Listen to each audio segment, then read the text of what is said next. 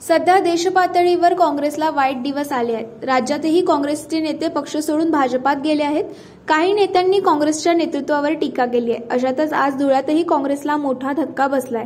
माजी मंत्री शोभा बचाव यांना 2009च्या पालकमंत्री पदाच्या जोरावर धुळ्यात उमेदवारी देण्यात आली असली तरी त्यांच्या विरोधात स्थानिक नेतृत्वाने बंड केलाय। बचाव यांचे नाव जाहीर होताच काँग्रेस जिल्हाध्यक्ष श्यामकांत सनेर यांनी राजीनामा देत उमेदवार बदलण्यासाठी 2 दिवसांचा अल्टिमेटम दिला आहे। बचाव यांना काँग्रेसमधीलच पदाधिकारी कार्यकर्त्यांकडून कडाडून विरोध होत आहे। गेल्या अनेक वर्षांपासून आपण पक्षाशी एकनिष्ठ असून आपल्यावर अन्याय झाल्याची प्रतिक्रिया सनेर यांनी दिली आहे। हे सांगताना सनेर यांचा कंठ देखील दाटून आला होता। मुळात शोभा बचाव या धुळ्याच्या नाहीत। त्यांचे वडील धुळ्यात शासकीय नोकरीला असल्याने शोभा यांचे प्राथमिक शिक्षण धुळ्यात झाले आहे।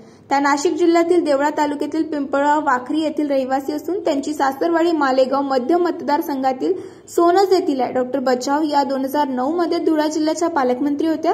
ते सध्या धुळे जिल्हा काँग्रेसच्या प्रभारी आहेत। यावरून सनेर यांनी पक्षाने बाहेरच्या उमेदवाराला संधी दिल्याचा आरोप केला आहे।